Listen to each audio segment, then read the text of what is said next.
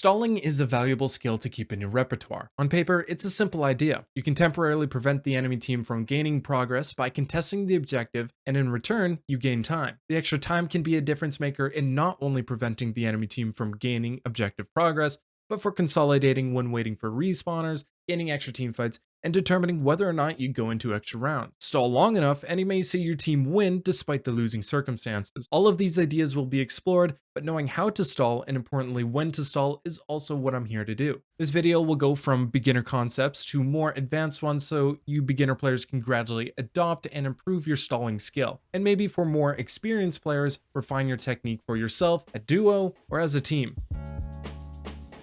The game mechanics behind contesting or stalling the objective are key to its relevance as a strategy. We know that when one team is trying to capture the objective, the other team can stop their progress by also standing on the objective. Now, capture points are almost to scale. Many maps are slightly smaller than what is visually shown in the game, but about half of your player model within the ring will contest these capture zones. For payloads and the robot from push, there is an invisible radius around the objective that when you are within its proximity, you'll be considered touching the objective. This is something to remember for later. And whenever the defending team contests the objective and then steps off of it, the objective will stay contested for 1 second after, like so. This lingering contest creates new ways of stalling, as we'll get into. To my count, there are 4 ways to stall the objective. The most basic is obviously standing on the objective. This is something a tank would do given their large HP pools and defensive cooldowns. Players who stand on the objective can't stay there for long unless they get some help because of how accessible and open the areas around the objective tend to be. There are, however, places where it's possible to use cover known as stall spots. Push maps are a prime example of these spots. Looking at the Sigma here, it's going to be tough to dislodge him. Being on high ground, it's obviously less accessible. He's got a shield so he can block damage, as well as his kinetic grasp, and the supports can be safe while healing him. Truth be told, I would expect this to be nerfed in the future, but despite that, I bet you can still find plenty more stall spots even on hybrid and escort maps. Number 2 is zoning. Zoning is a way of indirectly stalling by pressuring the attackers who are on the objective. This comes in the form of ultimates like Multi-Core and Diva Bomb, or just raw damage like Bastion melting through shields or occasionally Junkrat spam. The key is that the damage has to be great enough that it pressures the enemy team to leave. Taking Sigma as an example, when playing against melee or brawl type heroes, often the Sigma will allow the enemies to gain free progress because what the Sig is banking on is that his damage over time will eventually lead to his opposition crumbling. There are times when the Sigma is forced to stand on the objective, but Sig prefers to keep his distance from enemies. 3, another technique is tap stalling, which is when a player contests the objective for a brief time before stepping off. It's a creative way for different heroes without defensive abilities to contribute to stalling by utilizing the lingering contest. And while you won't be stalling for very long, tap stalling a couple of times in lost team fights like a Tracer or Wrecking Ball, Winston jumping from high ground then jumping away, each touch adds up over a course of a game. Enemies will still get objective progress for sure, but it will buy enough time if you do it frequently enough. Going one step further is coordinated tapping, which is essentially the same thing as before. The big difference is when several mobile heroes work together to tap stall. Collectively, they can self-sustain for quite some time. One hero begins stalling, but eventually has to run away. So the other hero takes over as a staller, and while that's happening, the Tracer, let's say, is able to find a health pack or return to the support line of sight to regain some resources. The cycle can continue as long as there are available resources, so unless a player can kill a hero with burst damage, the way you stop the stalling cycle is by having good target focus.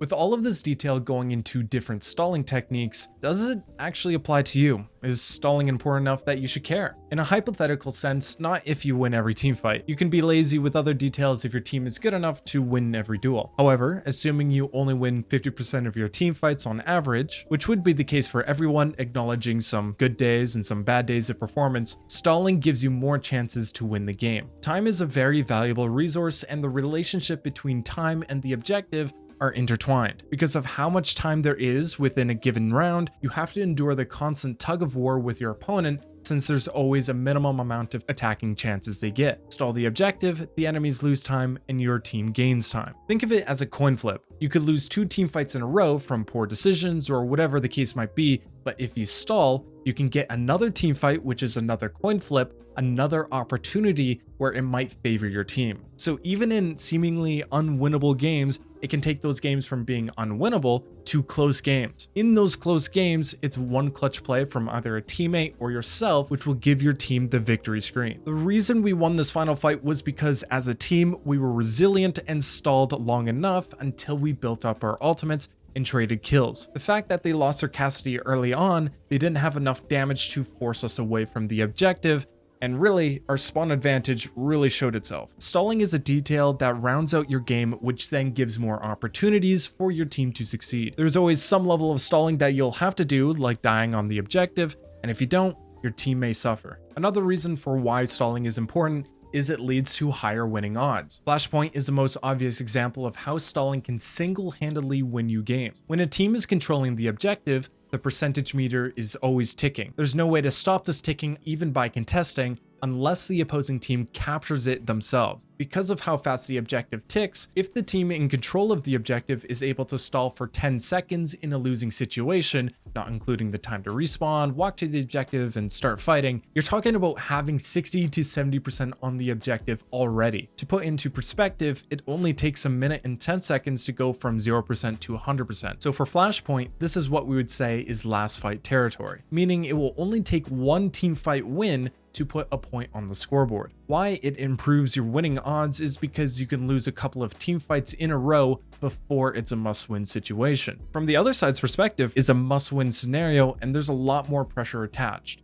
One more reason. Professional teams have always had stalling in mind because it's part of what determines where you position in the first place. Have you ever noticed pro teams spawn holding? Why do they do that? The simple answer is it's a way of gaining an extra team fight. And so if the defenders burn anything over 30 seconds, it's a win for the defenders. But working backwards to figure out exactly why, I need to ask, where does your team normally position on the start of Route 66? It looks something like this, right? You know, there's a few iterations here and there. Control the high ground, have multiple angles, good sight lines for your supports, all of the good stuff that goes into a safe and powerful position. Well, these teams have figured out that if the payload is contested and the team all dies here, they'll have enough time to respawn and occupy their ideal position. These pro teams have tested the timing with faster heroes or comps that you've seen with Dive. They've done it with Lucio, with Queen's Shout, and with Symmetra's Teleporter. For you, you may not know these timings, and you don't need to know really for ranked. That being said, you should understand when the attackers are getting free progress and when it's time to stall. I'm referring to key locations where if you don't stall and allow the enemies to push the payload, in this case, past a certain point, you won't be able to come back where you want to, and effectively, you lose a team fight. This leads into the first idea of when to stall. In Overwatch, you play for win conditions. Sometimes the enemies meet their win condition first, and it seems like you will certainly lose a team fight if you just go in, but you might actually have to. You could be down a teammate or have no ultimates to use, so really no incentive for you to just go in. But in these types of losing situations, you want to make the best of it by dying on the objective, thereby halting enemy point progress and burning some clock. Still go for kills because, as shown a little while back, trading usually favors the defenders with spawn advantage, so anything can happen. So dying on the objective is almost always the best thing to do instead of staggering out. It's often that you won't have the most ideal comp to stall. For faster, more mobile team compositions, stalling isn't the main priority and would rather look to pressure the enemies to force out some cooldowns and make a dash towards the enemy backline to play for kills more than the objective control. It's the same for poke heroes who would rather shoot the enemy until they fall over from the damage pressure. Only when the enemy team is about to gain some sort of permanent objective progress does the tank or whoever needs to touch has to touch. It does raise an important question. If your dive tank is trying to engage, who is responsible for making sure the enemies don't run away with the objective? It would have to fall on the DPS or certain supports like Brig or Lucio, who are a little bit more tanky and sometimes elusive. In the meantime, during the pre-fight phase, Dive doesn't have terrific poke, so the best way that they can stall is by using their mobility to touch and run away. The primary stalling method for poke compositions is relying on damage pressure and touching last second, or finding a position where they can bunker in a stall spot. The tricky thing is when you talk about hybrid compositions like a Sigma and a Tracer, or Mei and Doomfist, there are rules that can be broken, but it should be a good enough guideline for your hero. Probably a more familiar strategy is swapping to a stall hero. Generally, these are fast heroes that can reach the objective very quick, but it can also be heroes like Mei or Reinhardt who can stand their ground better given enough time to get there. Hero swapping is a very good option, specifically with how the time mechanics work for hybrid and escort type game modes. Go check that video out for more specific answers, but in short, it could be the difference in having an extra attack for extra rounds, leading to draw scenarios, and you can get back quicker to increase your team's numbers to help clear the objective. The only thing to consider is when you swap to a different hero, you do lose your ult charge. If there's more game to be played, maybe it's best to stay on your hero so that the ult economy is balanced. But if it's a do or die scenario, it'll give your team the best chance to clutch. Finally, stalling isn't all about the defending team. It's important for attackers to know what to do during overtime situation. Proper stall technique for overtime includes touching the objective within the last 3 seconds of time or the last 3 seconds worth of percentage before reaching 100%. Once OT is triggered, the wick will have a 5-second cushion until you need to touch again. So tap stalling is a primary tactic. Do this a few times and you buy enough time for respawners to come back and, as mentioned before, make something out of nothing. It is an important note that after 20 seconds of continuous overtime, the wick begins burning more quickly from 5 seconds of cushion to 3 seconds and eventually 1.5 seconds. Employing the techniques of tap stalling or swapping to stall heroes or fast heroes, you can take chaotic battles and turn them into your favor. It's a desperation move for sure, but if you happen to not swap, you're not trying.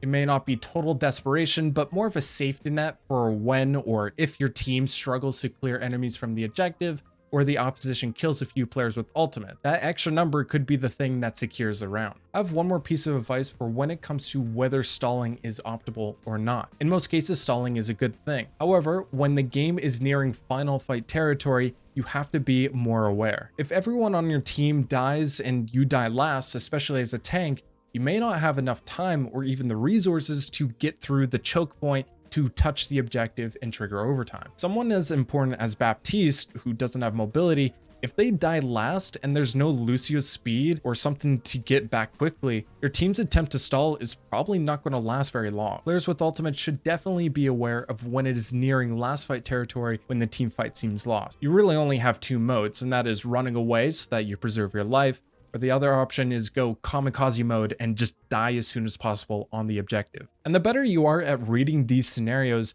you give your team the best shot at recontesting and winning the final team fight.